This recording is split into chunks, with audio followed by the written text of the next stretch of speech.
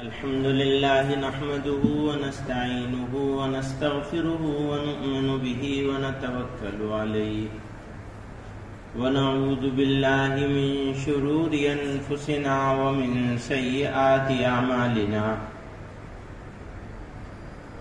من يهده الله فلا مضل له ومن يضلله فلا هادي له ونشهد أن لا إله إلا الله وحده لا شريك له ونشهد أن سيدنا ومولانا محمدا عبده ورسوله صلى الله تعالى عليه وعلى آله وصحبه وبارك وسلم.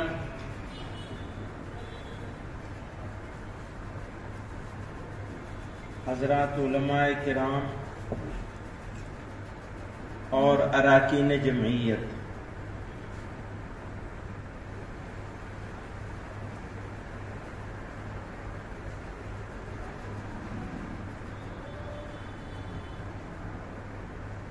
کسی بھی قوم کے لیے تنظیم کا ہونا، جماعت کا ہونا، جمعیت کا ہونا اسی طرح ضروری ہوتا ہے جیسے فرد کے لیے آکسیجن کا ہونا.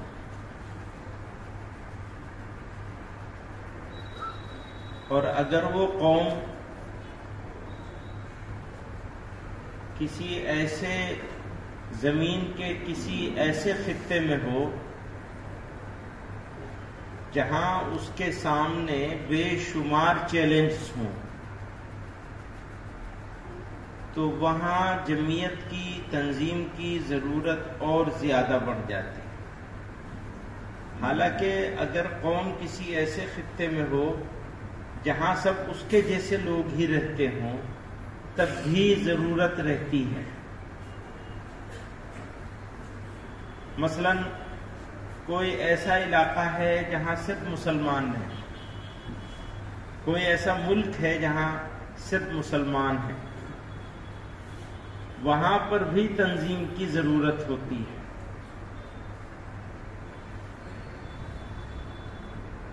اسی لیے آپ یہ دیکھیں گے دنیا کے بہت سارے ملک ایسے ہیں جہاں صرف مسلمان ہیں یا مسلمانوں کی غالب اور واضح اکثریت ہے، اس کے باوجود ان ملکوں میں اور ان علاقوں میں اتنے سارے مذہبی، ملی، دینی کام نہیں ہو رہے ہیں جتنے ہمارے ملک میں ہو رہے ہیں. اس بات کے دو چیزیں اس بات سے نکلتی ہیں. اگر اس کو تسلیم کر لیا جائے کہ ہم زیادہ کام کر رہے ہیں، دوسرے جگہوں پر رہنے والے مسلمان ہماری بنسبت کم کام کر رہے ہیں، تو پھر ہمیں یہ ماننا پڑے گا کہ ہم ان سے اچھے حال میں ہیں. ویسے تو دیکھنے میں یہ لگتا ہے کہ ہم بہت مشکل حالات میں ہیں، ہر آدمی اس کو کہے گا. آج کی تاریخ میں اگر ہم سب مل کر بھی یہ بات کہیں کہ نہیں ہم دوسرے جگہوں سے زیادہ اچھے حال میں ہیں، تو کوئی اسے تسلیم نہیں کرے گا.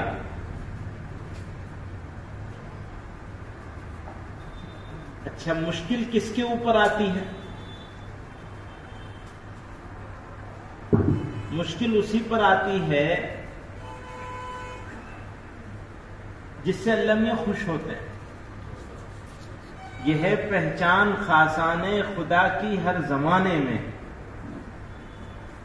یہ ہے پہچان خاصانے خدا کی ہر زمانے میں کہ خوش ہو کر خدا ان کو بلا میں مبتلا کر. سبحان اللہ، سبحان اللہ.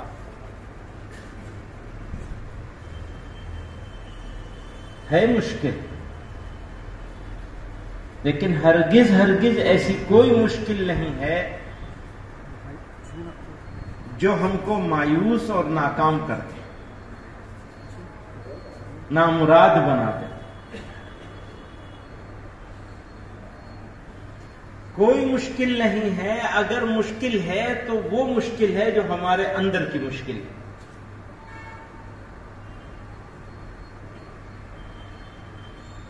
ہمارے اندر کی مشکل کیا ہے؟ چند لفظوں میں اگر اس پر بات کی جائے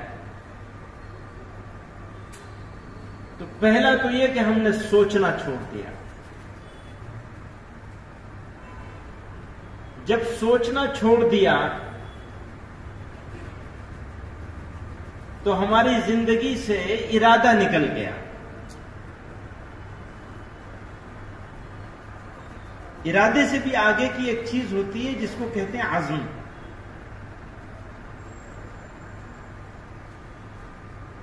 یہ دونوں چیزیں، دونوں جملے ارادہ اور عزم جو ہے وہ نیت کا،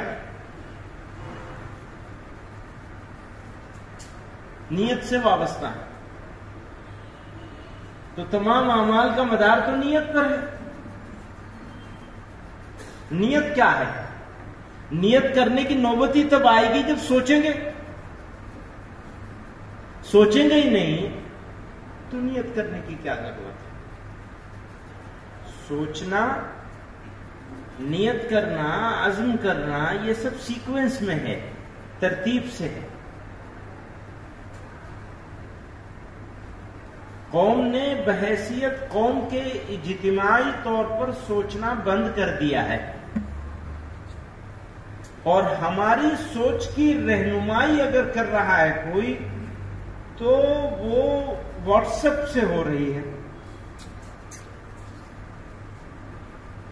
اس واٹس ایپ پہ آنے والی خبریں، جملے، مضامین، ویڈیوز ہماری ڈائریکشن طے کرتی.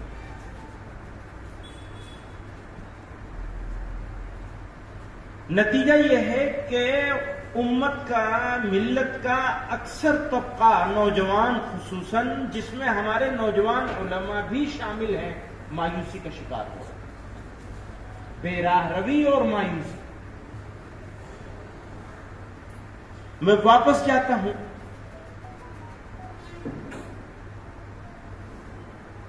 سوچنا بند کر دیا، اچھا سوچنے کا موقع ہی نہیں رہتا.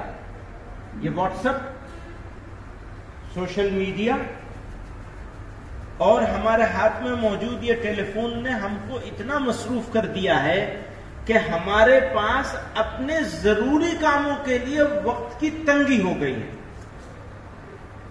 بالکل ضروری کام جو ہے وہ بالکل گلے پڑ جاتے ہیں تو مجبوری میں کر لیتے ہیں ہم لوگ. خیر، تو سوچنا بند کر دیا، نیت چلی گئی. نیت گئی تو عزم کہاں سے آئے گا؟ عزم نہیں ہوگا تو عمل نہیں ہوگا. عمل نہیں ہوگا تو انفرادی زندگی ہو یا اجتماعی زندگی ہو، بے عمل قوم کے اوپر سے عمل کرنے والی قوم، چاہے وہ خدا کی باغی ہی کیوں نہ ہو، عمل کرنے والی قوم بے عمل قوم کو پیروں تلے روند کر گزر جائے گی. یہ فطرت، اللہ تعالیٰ کا فیصلہ ہے. ہم کتنے اللہ تعالیٰ کے ماننے والے ہوں، عبادت گزار ہوں، تقوی والے ہوں، ہمیں ان کے پیروں تلے روندا جائے گا جو عمل کرنے والے ہیں. یا عمل کرنے والے ہم بن جائیں گے یا رندنے کے لیے تیار ہو جائیں گے، اور کوئی راستہ نہیں. اللہ تعالیٰ اپنی عادت کے خلاف کچھ نہیں فرماتا. آج کل ہمیں ایک ٹھنڈی ہوا کا ایک جھونکا آیا ہوا ہے پچھلے 50 سال کی بے عزتی، رسوائی اور ذلت کے بعد. لیکن جہاں سے وہ جھونکا آیا ہے وہاں والوں نے عمل کا کتنا مضبوط نمونہ پیش کیا ہے. اپنی جانوں کا نذرانہ پیش کیا ہے. ہم اپنے وقت کا اور ارادے کا نذرانہ پیش نہیں کر سکتے. کیا وہاں سے ان کے کام کا ہم کو فائدہ ملے گا؟ کبھی نہیں ملے گا. جو کام کرے گا اس کو فائدہ ملے گا، اور جو خوش ہوتا رہے گا. خوش ہونا اچھی بات ہے، لیکن خوش ہونے سے کام نہیں چلے گا. اس سے رہنمائی مل سکتی ہے، ہم کو عمل کا جذبہ مل سکتا ہے، ارادہ ہو سکتا ہے. اپنی عادتوں کو بدلاؤ کا عزم ہو سکتا ہے. میں اپنے نوجوان دوستوں سے کہتا ہوں, یہاں اکثریت جوان لوگوں کی ہے, وہ مجھے جوان سال بتا رہے تھے, ابھی شہر میں شاعروں کی تو ایسی ہوتی ہے, بھیا ہم تو 50 پورے ہو گئے اور 60 میں داخل ہو رہے ہیں, اب کہاں سے جوان سال لے گئے؟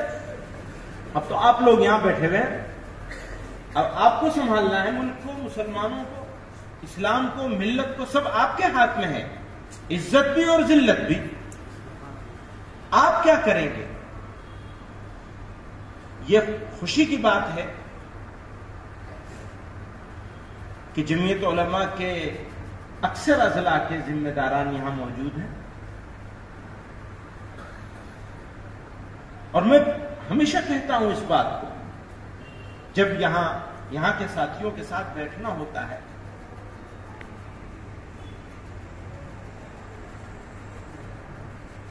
تو ہم سے آپ جتنا چاہے تقریر کروا لیجیے.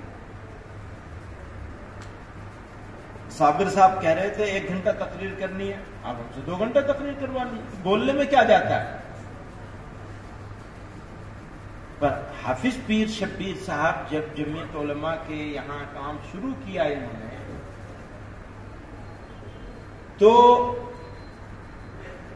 وہ تخت نشین صاحب کی ایک بیگ میں ہوتی تھی پوری جمعیت علماء.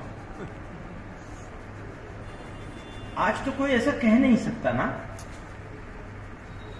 اگر کوئی بہت بڑا ٹھیکیدار یہاں رہتا ہو مسلمانوں کا, پورے ملک کے یا پوری دنیا کے, وہ چاہے جتنے دعوے کر لے, لیکن جمعیت علماء کو اگنور کر کے وہ اپنے علاقے میں کوئی کام نہیں کر سکتا, کہہ سکتا ہے, چاہے کتنی بڑی طاقت ہو اس کے. ایک بات کہہ رہا ہوں, کسی کی شخصیت کی طرف کوئی اشارہ نہیں ہے, آپ اس کو کہیں اور مت لے جائیے گا, ہمارا کام نہیں ہے یہ. ہمارا کام تو اپنے ساتھیوں کے بارے میں بات کرنی ہے نا, ہم نے کیا کیا. حافظ پیر شبیر صاحب کا صدارت کے لیے نام پیش کر دیا, پر اپنے ضلع میں کیا کیا ہم نے. جمعیت علماء کے, میں ان سے کہہ رہا تھا حافظ صابر صاحب سے کہ مثلا صوبے میں 30 ضلع ہیں, آپ مجھے بتائیے کتنے ضلع ایسے ہیں جن کو ایک کیٹیگری میں رکھا جا سکتا ہے. کتنے ضلع ایسے ہیں جن کو ایک کیٹیگری میں, کہہ لیں 10.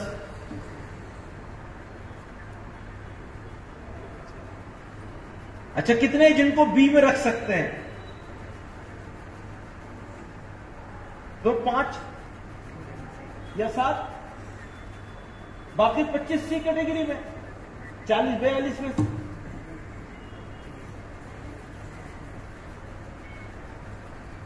اچھا ایک کیٹیگری کا معیار انہوں نے کیا متعین کیا وہ مجھے نہیں معلوم ہے, میں بتاتا ہوں. ایک کیٹیگری کا معیار یہ ہے کہ سارے سال جمعیت علماء کے تعمیری پروگراموں میں سے کم 3 پروگرام وہ ضلع چلا رہا ہو ریگولر, کم از کم 3, تو اسے ایک کیٹیگری میں مانا جائے. اور نہیں وہ ریگولر چل نہیں رہے ہیں مولوی صاحب, 2 بھی نہیں بچیں گے. اگر آپ ریگولر ہونے والے کاموں میں سے ریگولر کاموں کو دیکھیں گے تو شاید 2 بھی مشکل سے بچیں گے. تعمیری پروگرام تو اٹھا کے دیکھیے, بحث تعمیری پروگرام پر ہونی چاہیے, کیونکہ قوم کو زندہ کرنا ہے, کھڑا کرنا ہے. ایک بچہ اور ایک بچی جو آپ کے علاقے میں رہتا ہے اور مسلمان ہے, اگر وہ تعلیم یافتہ نہ ہوا, اگر وہ مہذب نہ ہوا, اگر اس میں کمی رہ گئی, تو ہمارے اور آپ کا وجود اس علاقے میں کیا ہے؟ یہ فکر دل میں ہونی چاہیے. باقی تو سدھارنے کا کام تو اللہ نے اپنے ذمہ لے رکھا ہے, ہمارے ذمہ تو کوشش کرنے کا کام ہے. تو ہر ایک تک پہنچنے کی کوشش ہم نے کری یا نہیں کری, یہ سوال ہے. اور یہ جمعیت علماء کے وجود کی ضرورت, اگر جمعیت علماء ہے تو کس لیے ہے؟ ایک تو ہے تنظیم کی ضرورت, پھر تنظیم میں جمعیت علماء کی ضرورت. اور جمعیت علماء یاد رکھیے گا, جمعیت علماء نام ہے ایک آئیڈیالوجی کا, ایک نظریے کا, ایک فکر کا, ایک سوچ کا. اگر اس فکر اور سوچ سے انحراف ہو جائے تو جمعیت علماء نہیں ہے. وہ پھر کچھ اور ہے. بہت تنظیمیں ہیں ملک میں اور کئی تنظیمیں اچھا اچھا کام بھی کر رہی ہیں.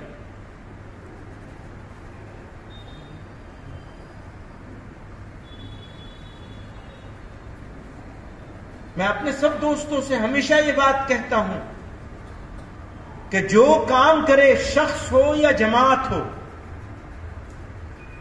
وہ ایک فیلڈ میں کام کر رہا ہو، ایک علاقے میں کام کر رہا ہو، چھوٹا کام کر رہا ہو، بڑا کام کر رہا ہو، ہمیں کھلے دل کے ساتھ اس کے کام کو ریکوگنائز کرنا چاہیے.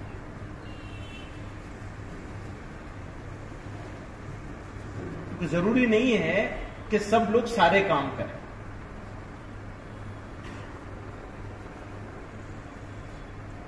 اس کا اقرار کرنا چاہیے کہ ہاں یہ اچھے آدمی ہیں، اچھا کام کر رہے ہیں. اگر اچھے آدمی ہیں، اچھے آدمی نہیں ہے یا معاملہ کر کے ہمیں واقفیت نہیں ہوئی تو یہ نہ کہیں اچھے آدمی ہیں، لیکن یہ تو ضرور کہہ سکتے ہیں ہاں کام بظاہر اچھا کر رہے ہیں. یہ کم سے کم ہے.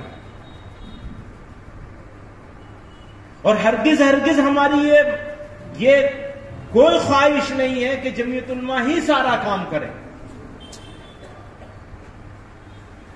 خواہش یہ ہے کہ جمعیت علماء سارے کام کرنے کی جو اس کے ذمہ ہیں ان کے سب کام کرنے کی کوشش کرے. چاہے وہ معاشرے کی، سماج کے سدھار کا کام ہو، معاشرے کی اصلاح کا کام ہو، چاہے بچوں کی دینی تربیت کا کام ہو، چاہے دینی ماحول میں عصری تربیت تعلیم کا کام ہو، اور چاہے بیداری ہو تعلیم بالغان کے حوالے سے. بہت سارے طریقے ہیں، یوتھ کلب ہے، فلاں فلاں. میں تفصیل میں نہیں جاؤں گا، اس تفصیل میں جاؤں گا تو وقت زیادہ لگ جائے گا.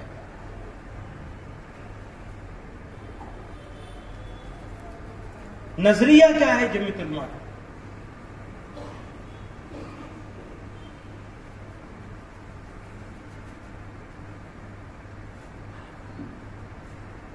کل میں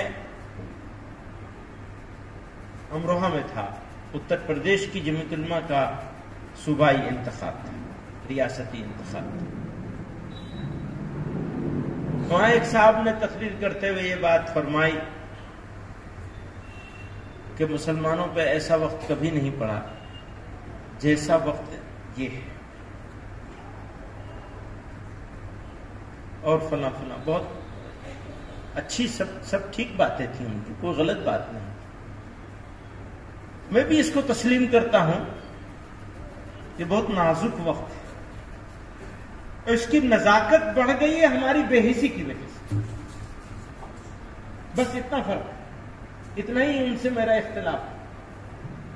بے پناہ نازک وقت ہے اور اس کی نزاکت بڑھ گئی ہے ہماری بے حسی تناسانی کی وجہ سے، بے فکری کی وجہ سے.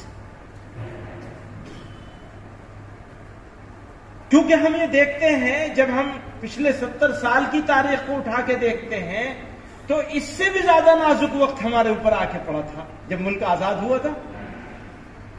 پر اس وقت ہمارے اکابر رحمہم اللہ، اللہ ان کی قبروں کو نور سے بھر دے، وہ حیات تھے، موجود تھے،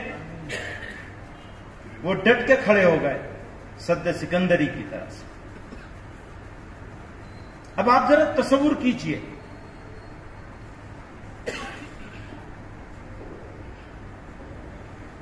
ہمارا مذہبی طبقہ،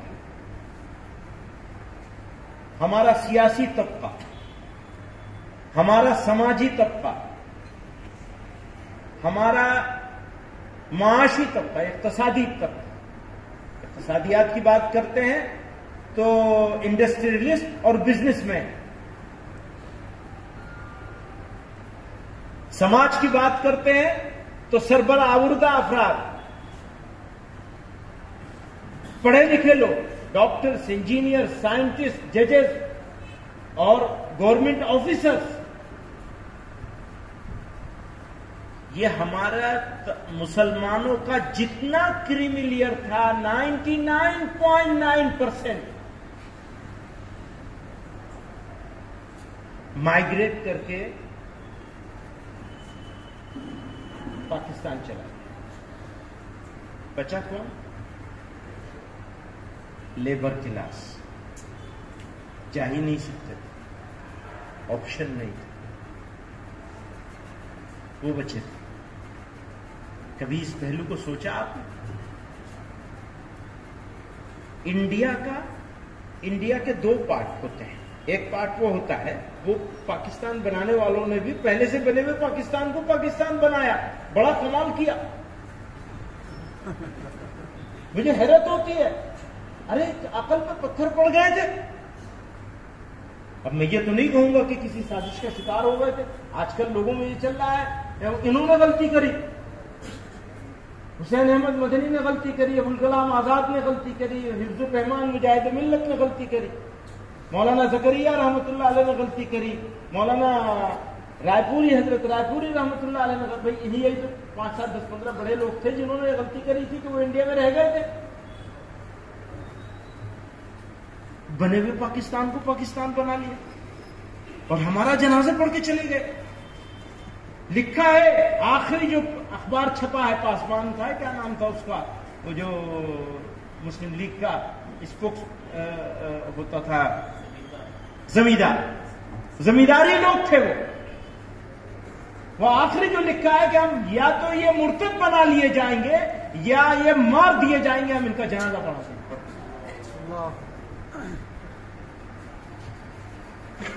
ہم نے وہاں سے سفر شروع کیا تھا کہ ہمارا دوست ہم کو یہ کہہ کے جا رہا تھا کہ ہم ان کی جنازہ پڑھ کے جا رہے ہیں.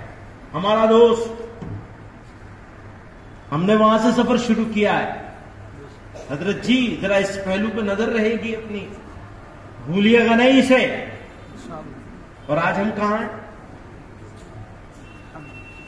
کون کہتا ہے؟ کون کہتا ہے؟ اور سنو، بتاشا نہیں ہے ہم کہ پانی گرے گا اور بیٹھ جائیں گے انشاءاللہ. ہاں، پالیسی یہ ہے،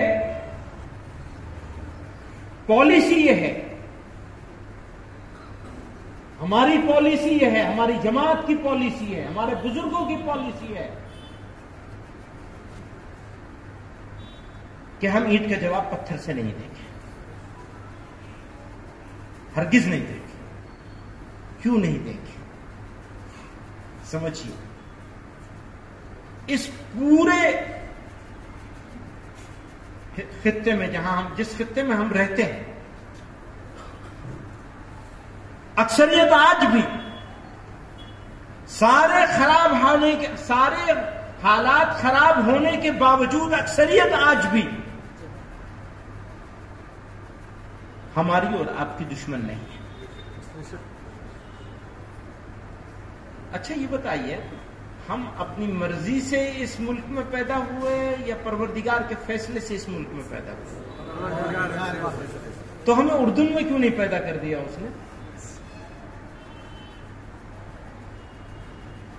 نے یہاں پیدا کیا؟ اس کی کچھ حکمت ہوگی نا. وہ کیا ہے حکمت اس کی؟ ہمیں اردن میں پیدا ہونے والے کے اوپر ایک انعام کیا ہے کہ اس کو ایمان عطا فرمایا ہے. اور تو بہت سارے انعام ہیں ہی ہیں ان کے اوپر بھی، ہمارے اوپر بھی. ہمارے اوپر 2 انعام کیے، ہمیں ایمان بھی عطا فرمایا اور ہمیں یہ مقدس سرزمین میدان عمل کے طور پر عطا فرمایا. سبحان اللہ. یہ مقدس سرزمین ہے کیونکہ یہ میدان عمل ہے ہمارا. ہمیں اپنے ایٹیٹیوڈ سے، اپنے رویے سے، اپنے عمل سے، اپنے طرز عمل سے داعیانہ کردار اقوام کے اس سرزمین پر بسنے والی اقوام کے سامنے پیش کرنا ہے. اس کو ہم بھول گئے. اگر ہم وہ جواب دینے لگے تو پھر ہم میں اور ان میں فرق کیا رہ گیا؟ ہم تو داعی ہیں. اگر ہم داعی نہیں ہیں تو پھر ہماری بدنصیبی ہے کہ ہمیں اس سرزمین کو پیدا کیا، اور اگر ہم داعی ہیں تو ہماری خوش نصیبی ہے کہ ہمیں یہ سرزمین میدان عمل کے طور پر آ سکے. ہمارا میدان عمل ہے، کام کا میدان. ہم آرام کرنے کے لیے تھوڑے یہاں آئے، ہمیں تو ایک ذمہ داری دی گئی ہے. اس لیے آرام کا وقت کم ہو جانا چاہیے ہمارا اور کام کا وقت بڑھ جانا چاہیے. کام کی ترتیب ہوتی ہے. اس لیے میں کہتا ہوں ہر چیز پر کمپرومائز کیا جا سکتا ہے, نظریے پر نہیں کیا جا سکتا, آئیڈیالوجی پہ نہیں کیا جا سکتا. اپنے فیصلے سے رہے تھے یہاں اور وہ صحیح فیصلہ تھا. سنیے, ہمارے جتنے قابل افراد تھے وہ ہمیں چھوڑ کے چلے گئے تھے, تو ان کے پاس ہم سے زیادہ قابلیت جمع ہو گئی تھی. آپ سمجھ رہے ہیں؟ ایک نقطہ یہ بھی ہے, دھیان رہے, ہمارا قابل آدمی بھی ان کے پاس چلا گیا. تو تعلیم کے لحاظ سے, تربیت کے لحاظ سے, دین کے لحاظ سے, دینی حمیت اور بیداری کے لحاظ سے وہ ہم سے ڈبل ہونے چاہیے تھے. ہونے چاہیے کہ نہیں ہونے چاہیے؟ اور ہماری دعا ہے کہ وہ ہو جائیں ہم سے ڈبل. ہمارے لیے خوشی کی بات ہے کہ وہ ہم سے ڈبل ہو جائے. کوئی ہو جائے, کوئی ڈبل ہو جائے ہم سے, ہمارے لیے خوشی کی بات ہے. اللہ کے راستے میں چلنے والے لوگ اس جذبے کے ساتھ چلنے لگے تو ہمارے لیے, ہمارے تو وہ سر آنکھوں پر سرتاج ہوں گے ہمارے. پر معافی کے ساتھ عرض کروں گا, ہم سے آدھے پر ہیں ہر لحاظ سے, دینی تعلیم کے لحاظ سے بھی, دنیاوی تعلیم کے لحاظ سے بھی. میں دنیاوی بات بھی کروں گا اور آپ کہیں گے تو میرے پاس میں نے جمع کیا ہے ڈیٹا, اس کی سلائڈز بنائی ہوئی, اور کچھ ضلعوں کو ہم منتخب بھی کریں گے آپ کے یہاں سے, جن کو دلی بلائیں گے اور اپنے ساتھ 3 دن کم سے کم رکھیں گے اور وہ سلائڈز کے ذریعے سے بتائیں گے ہم ان سے ڈبل کیوں آئے اور وہ ہم سے آدھے کیوں ہیں. اس پر ہماری کوئی بحث نہیں ہے, لیکن ہم ان سے ڈبل ہے ہم ثابت کریں گے انشاءاللہ اس ملک میں, اس سرزمین پر, جہاں ہمارے پاس کوئی اپرچونٹی نہیں ہے, جہاں ڈسکریمنیشن ہے, امتیاز ہے. تو ہرگز مایوس ہونے کی ضرورت. یہ ساری باتیں کیوں بتا رہا ہوں؟ اس لیے کہ میں کسی کا وکیل نہیں ہوں, میں تو آپ کا وکیل ہوں. بتا اس لیے رہا ہوں تاکہ آپ مایوس نہ ہو جائیں. قوم کو مایوس کرنے کی کوشش ہو رہی ہے. پورا ایک مسلمانوں کے نام پر نام نہاد مسلمانوں کا ایک گروہ کھڑا ہو گیا ہے جو قوم کو مایوس کرنے پہ لگا ہوا ہے. کون سی چیز ہے جو ہمارے لیے مایوسی کا سبب بن سکتی ہے؟ ہم اپنی تعلیم سے, اپنی تربیت سے, اپنے رویے سے, اپنے طرز عمل سے, اپنے جہد مسلسل سے طاقتور بنیں گے. اور جب طاقت ہمارے پاس ہوگی تو فیصلہ بھی ہم کریں گے. اور طاقت تو ضروری ہے. پہلے زمانے میں ڈنڈے کی طاقت ہوا کرتی تھی. وہ بڑے تمطراق سے آیا تھا ڈنڈے لے کر, دنیا بھر کے ڈنڈے لے کر آیا تھا. سپر پاور, دو سپر پاور کو بے سر و سامان لوگوں نے, 2 سپر پاور کو, پہلے روس اور اب یہ, اللہ نے ذلیل کیا. لیکن اللہ تعالیٰ ویسے ذلیل نہیں کرتا, یاد رکھیے گا. بے عمل لوگوں کو ذلیل نہیں کرتا, باعمل لوگوں کے ہاتھ سے. وہ تو بہت اونچے لوگ تھے, بڑے دعوے کر کے آئے تھے. آج ہی میں نے دیکھا جو نیو یارک ٹائمز نے لکھا تھا کہ فلانے ول پے پرائس نام لے کر کے, کہ وہ پرائس پے کریں گے. پرائس تو وہ پے کر کے بھاگا ہے چوروں کی طرح سے رات کے 12 بجے. سامان بھی لے جانے کا موقع نہیں. لیکن خوش ہونے کی بات یہ نہیں ہے. خوش ہونے کی بات یہ ہے کہ ہم کہاں کھڑے. فکر کی بات یہ ہے آپ بہت اچھی جگہ کھڑے ہیں, گولڈن اپرچونٹی ہے آپ کے پاس. ان کے پاس نہیں ہے وہ گولڈن اپرچونٹی. وہ تو اپنے ملک میں ہے, وہ تو 99% سے زیادہ اپنی سوسائٹی کے بیچ میں رہتے ہیں. ان کو وہ اپرچونٹی نہیں ملی ہے جو آپ کو ملی ہے. جو فرض جس کام کے لیے اللہ تعالیٰ نے آپ کو پیدا کیا ہے وہ کام وہ نہیں کر پائیں گے کبھی بھی.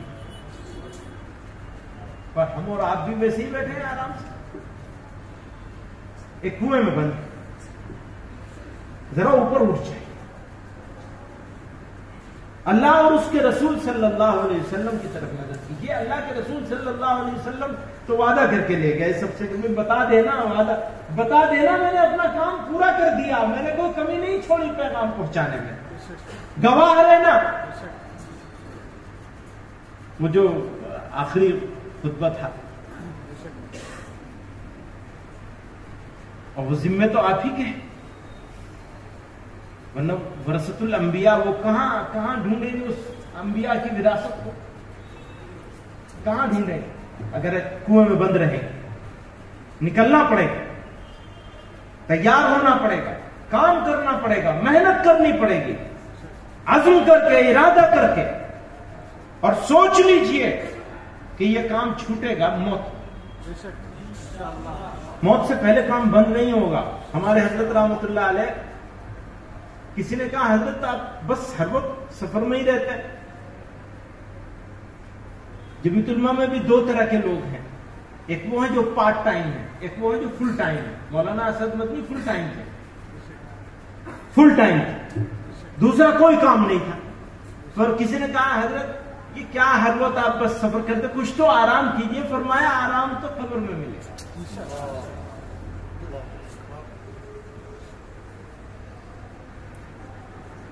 تو قبر میں آرام چاہیے نا, آرام تو قبر کا ہی چاہیے. اور سنیے, جو لوگ محنت کرتے ہیں ان کو بستر پر جیسی نیند ملتی ہے وہ مزہ کام نہ کرنے والوں کو یا کم کام کرنے والوں کو وہ مزہ مل ہی نہیں سکتا. یہیں سے انعام شروع ہو جاتا ہے, اللہ کے انعام یہیں سے شروع ہو جاتا ہے. کام کرنے والوں, آدمی تھک جائے تو کروٹ بدلنے کی فرصت نہیں ملتی, صبح پتہ چلتا ہے کہ ہم جس کروٹ سوئے تھے اسی کروٹ اٹھے. تھکا ہوا آدمی ہونا چاہیے نا. یہ میں دنیاوی بات بتا رہا ہوں. آرام کی زندگی چاہتے ہو تو تھکنا پڑے گا, زندگی بھی آرام کی چاہتے ہو, موت تو خیر آرام کی ملے گی انشاءاللہ, اگر ارادہ کر کے اس راستے پہ چل پڑے گا. بچوں کی فکر کریں گے. ارتداد کے کنارے پر ہے ہماری قوم کے اکثر لوگ جب اکثر کہتے ہیں تو 50% سے اوپر چلی جاتی ہے. میں کھلی آنکھوں سے دیکھ رہا ہوں, یہ کوئی خفیہ خبر نہیں ہے, کھلی آنکھوں سے دیکھ رہا ہوں کہ 50% سے زیادہ اگلی جنریشن مرتد ہو چکی ہوگی اگر ہم ایسے ہی آرام سے بیٹھے رہے. اگلی نسل جو ہے, ہو سکتا ہے ہم اللہ ایسا دن ہمیں نہ دکھا, لیکن حالات جس طرح جا رہے ہیں, بدل رہے ہیں تیزی سے, حمیت ختم ہو گئی ہے. حمیت نہیں تو کچھ نہیں. پھر وہاں بھی کوئی ضرورت نہیں پڑتی تھی ان کو کچھ کرنے کی. اگر بے حمیت قوم ہوتی وہ کچھ کرنے کی ضرورت نہیں پڑتی. مان لیتے کہاں جو تم کہہ رہے ہو صحیح. وہ حمیت ہی تو ہے جس نے کھڑا کیا ہے اس کارواں کو, اور حمیت جا رہی ہے جوانوں میں سے, بچوں میں سے, بچیوں میں سے. لڑکے لڑکیاں کس طرح سے شادیاں کر رہے ہیں, یہ تو بہت چھوٹی چیز ہے مولوی صاحب, بہت چھوٹی چیز ہے. اس سے بہت بڑا ہونے والا ہے. اللہ نہ کرے ایسا ہو, اللہ اس برے وقت سے بچائے, میری بات جھوٹ ثابت ہو جائے. لیکن جو ہم دیکھ رہے ہیں وہ تو ہے. اسے کیسے پلٹ جائے؟ ہاں پلٹ سکتا ہے, آپ لوگ ارادہ. کوئی محلہ, کوئی علاقہ اگر 10 گھر ہے تو بچنے نہیں چاہیے کہ آپ وہاں مکتب کا نظام قائم کریں. برپا کر دیجئے اس نظام. انشاءاللہ. میں تو اور بات کہتا ہوں, ہمارے بزرگوں کو بری لگے گی, اس لیے میں بات کہنے سے پہلے واپس بھی لے رہا ہوں سر, پہلے واپس لے رہا ہوں. میری بات بالکل مانی نہ جائے, لیکن میں یہ کہتا ہوں بڑے مدرسے بند کر دینے چاہیے اگلے 5 سال کے لیے یا 3 سال کے لیے. ہم پہلے مکتب قائم کریں, سارا بجٹ یہاں منتقل کرنا چاہیے, اور مکاتب قائم کرنے کے لحاظ سے, چلانے کے لحاظ سے 6 مہینے کے کورس بنانے چاہیے. وہ جو میاں جی کہتے ہیں, ایک لفظ نکلا ہے, اس کا کچھ بھی آپ نام رکھ سکتے ہیں, اور سب علماء کو نکلنا چاہیے. محلے محلے, علاقے علاقے, گاؤں گاؤں مکتب قائم کرنے چاہیے. اسی پر محنت کرنی چاہیے. یہی ہماری جد و جہد ہے, یہی ہمارا جہاد ہے. اپنے نوجوانوں کے دین کو، بچوں کے مستقبل کو بچانے کے. لیکن ٹھیک ہے، اس کو مت مانیے، پر جتنا بجٹ مدرسے میں لگا رہے ہیں کم سے کم اتنا بجٹ مکتب میں لگا لیں. جمعیت علماء نے، دارالعلوم نے 15% کا 10% کا فیصلہ کیا ہوا. میں کہتا ہوں یہ وقت ایسا ہے، ہمیشہ کے لیے نہیں، صرف 3 سال کے لیے کر دیں کہ ہم 3 سال تک اپنے بجٹ. اچھا بجٹ بھی سن لیجئے، اگر قوم کو بیدار کر لیا جائے تو خود کفیل مکاتب قائم ہوں گے انشاءاللہ. آپ کو صرف نگرانی کے اوپر پیسہ خرچ کرنا پڑے گا، بس مکتب اپنا پیسہ خود جنریٹ کرے گا انشاءاللہ. دیہاتوں میں بھی اگر آپ یہ سمجھانے میں کامیاب ہو جائے کہ آپ کے نسلوں کا ایمان خطرے میں ہے، یہ ہم آپ کے بچوں کے ایمان بچانے کے لیے کر رہے ہیں، تو آج بھی الحمدللہ مسلمان اکثریت ہے. کچھ علاقے ایسے جہاں 100% ریسپانس نہیں ملے گا، 50 تو ہر جگہ ملے گا، اور اکثر جگہوں پر 100% یا نہیں تو 80-90% ریسپانس آپ کو ملے گا. کوشش کرنے کی ضرورت ہے اس کام کو اپنے عزم کے ساتھ، طاقت کے ساتھ، ارادے کے ساتھ، جنون کے ساتھ. ضرورت جنون کی ہے تو چپل پہن کے کام کریں گے کام ہوگا، ورنہ جوتوں سے بھی اور ہوائی جہازوں سے بھی کچھ نہیں ہوتا. جن کے پاس جنون نہیں ہوتا وہ آدھی رات میں بھاگا ہی کرتے ہیں. ضرورت جنون کی، صرف ارادے سے کام نہیں چلے گا. ارادہ فکر کریں، ارادہ کریں، عزم کریں اور جنون کے ساتھ جٹ جائیں. جوانوں کو جوڑنے کے لیے، یہ اسی کام کے لیے جوانوں کو جوڑنے کے لیے یہ یوتھ کلب قائم کیا گیا. لوگ سمجھتے ہیں کہ وہ ان کو رضاکار چاہیے. مجھے کوئی کہہ رہا تھا کہ جمعیت علماء کو رضاکار مل جائیں گے اس بہانے سے. میں نے کہا یہ بونس ہے، اللہ کا انعام ہوگا جو رضاکار ملے گا. لیکن ہم رضاکار بنانے کے لیے نہیں کر رہے ہیں، ہم تو اس کی زندگی بنانے کے لیے کر رہے ہیں، اس کی آخرت کی فکر کے لیے کر رہے ہیں، اس کو گاؤں گاؤں علاقے علاقے جا کر کام کرنے کے ارادے سے کہ وہ کام کرے گا، سیکھے گا، جڑے گا. پچھلے 200 سال میں کبھی مسلمان نشے کا اتنا عادی نہیں ہوا جتنا اس وقت ہو چکا ہے. کس کس بیماری کو رو گے، کہاں کہاں گھومو گے، کون کون سا پہلو ہے ایسا جو چھوٹ جائے گا. شاید عالم اسلام کی تاریخ میں ہماری بچیوں میں زنا اتنا عام کبھی نہیں ہوا ہوگا جتنا آج. تو جتنی برائی بڑھ رہی ہے اتنی ذمہ داری بڑھ رہی ہے، کام بڑھ رہا ہے اور کام کا موقع ہے. زمانہ گوش پر آواز ہے مولانا، گوش پر آواز ہے. آپ کی آواز پر لبیک کہنے کے لیے تیار ہے. جن کے غلام ہیں ان کو تو لوگ پتھروں سے مارا کرتے تھے، آپ کے لیے پھول لے کر انتظار میں بیٹھا ہوا ہے. کاش ہم نکل کے کھڑے تو ہو جائیں. آپ کے سامنے کوئی چیلنج نہیں، اپنی سوسائٹی کی طرف سے کوئی چیلنج نہیں. پیغمبر علیہ الصلوۃ والسلام کو تو اپنے رشتہ داروں کی طرف سے چیلنج، کیا کیا نہیں کیا گیا، حتیٰ کہ قتل کرنے کی، شہید کرنے کی، جان لے لینے کا ارادہ کر لیا گیا.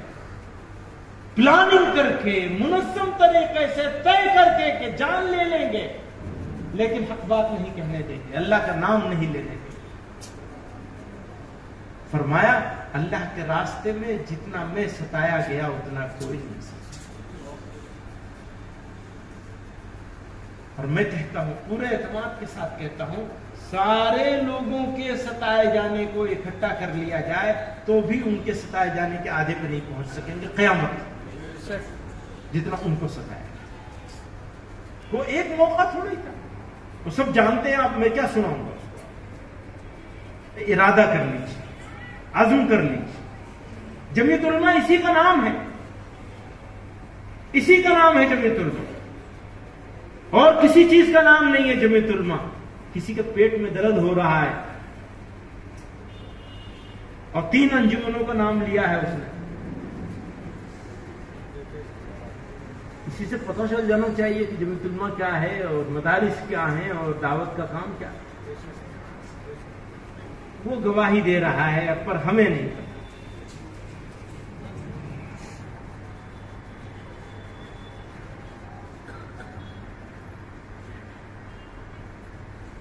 کہ ان کے سلجھانے میں جب دقت تمہیں محسوس ہو، ان کے سلجھانے میں جب دقت تمہیں محسوس ہو، اپنی زلفوں کو دکھا دینا پریشانی میں۔ تو بزرگوں اور دوستوں، نوجوان ساتھیوں، اللہ تعالیٰ نے ہمیں اور آپ کو عظیم الشان پلیٹ فارم اور گولڈن اپرچونٹی، سنہرا موقع عطا کیا۔ تھوڑی سی زندگی، کس لمحے موت آ جائے گی کچھ خبر نہیں۔ آخری بات، جمعیت علماء ایک دستوری جمہوری جماعت، اس کے نظام میں، اس کے نظام ترکیبی میں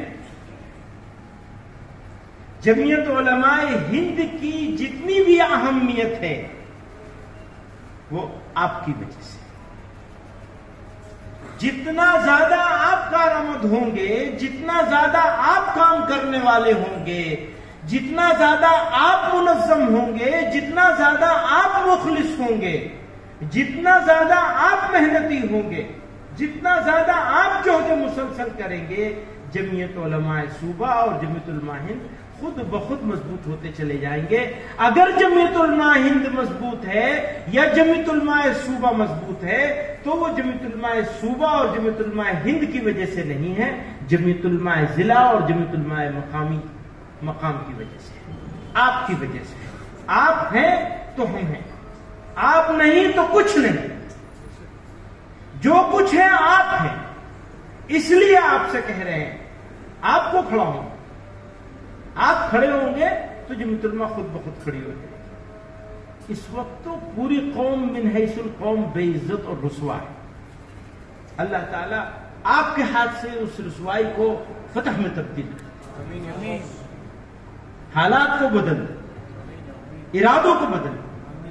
ہم اندر سے ٹھیک ہوں گے تو باہر والے کو اندر اور باہر دونوں سے ٹھیک کر لیں گے انشاءاللہ۔